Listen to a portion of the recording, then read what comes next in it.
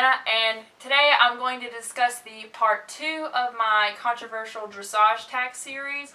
If you haven't seen my first video, I'll put a little card up here somewhere and you're more than welcome to go watch it. I discussed the double bridle, and today I'm going to discuss spurs in dressage.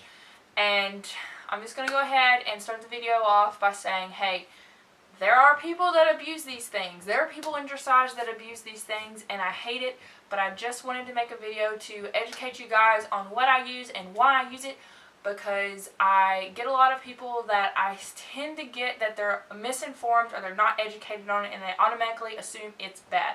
That is not always the case, and I'm sorry if you feel that way, but as long as my vet, my farrier, my dentist, my chiropractor is like, hey, your horse looks great, she's doing good, and they like see everything's in good health, then that's all I got for you, you know? So, to start off, I did not bring my spurs. I do not have my spurs with me, so I don't have anything to hold and be like, this is it. I'm going to go ahead and discuss the purpose of spurs in dressage. And I cannot speak for other disciplines because I dabble in other things, but I don't do it specifically. Like dressage is pretty much what all my time and money is devoted to. So this is all I can give you as far as spurs from the dressage perspective, and this is like a really classical approach to spurs. So a lot of the times in a lot of different disciplines, spurs are used to encourage a horse to go forward or sideways, maybe faster or more. In dressage, that is not what they're used for. They are actually used to encourage more collection with the horse. So basically, in a nutshell, you shouldn't be using spurs if your horse does not have a basic understanding of collection.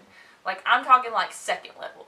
You should not be using spurs until you are like schooling or showing second level, if that. So I see a lot of people doing intro and training at first with spurs on. I personally don't believe that you should be doing that, because a lot of the times you'll see people using spurs for forward, and that's not what they're for. They're used for collection.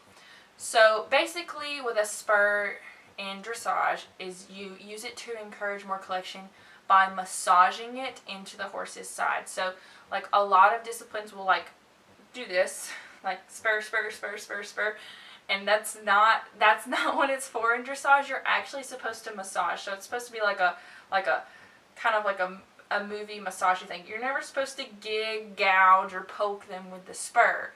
And I mean, accidents happen. I mean, sometimes it happens, but you're not supposed to be like gigging them like that, because that's not what they're meant for. Because by gigging a horse with spurs like that, you make them, you're supposed to encourage a horse to relax its body and relax its back and relax its top line. And if you gouge them with the spur, you're not doing that. You're making them hard to it. They tense up. It's like if someone pokes you in the stomach all of a sudden, what do? You tense up. You're like, oh gosh.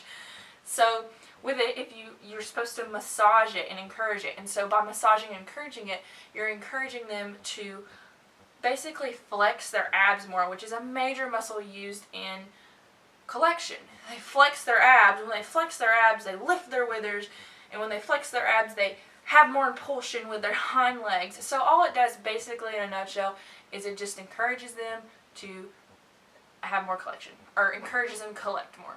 That's all it's for. I'm a firm believer that your horse needs to be going forward off of your leg before you put spurs on. If you're having to use spurs as a band-aid to get your horse forward, you need to go back and you need to reschool a horse moving off your leg. If they're behind your leg, unless you were wearing spurs, you need to go back, you need to get your tail back in the arena, and you need to figure out a way to get your horse to go forward off your leg without you having to cow kick it, or you need to be able to just squeeze your calves, and your horse should be able to naturally go forward.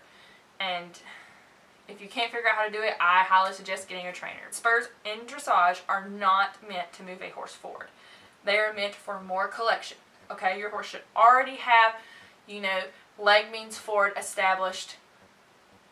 Willingly leg means forward established before you even strap on a pair of spurs and try to school with it. That's pretty much all I have for you guys today on spurs and why I use them and what they're for. Be sure to drop any questions you have below, any concerns you have below, and I'll be more than happy to discuss it with you. Also, I'm going to drop dressage, sustainabledressage.net below in my description. Highly encourage you guys to explore their page and look at all of their basically definitions and purposes for different gadgets, equipment, and tools in dressage to get a basic understanding, because one of the best things you can do is educate yourself on something like this. That way you aren't ignorant and you just don't not know better, okay? So again, I'm just speaking for the sport of dressage. I'm not speaking for eventing, for show jumping, for hunters. I'm not doing any of that. I'm talking strictly dressage. So thanks for watching, and be sure to drop a comment and subscribe if you want to see more. And I'll see you guys in the next video. Bye!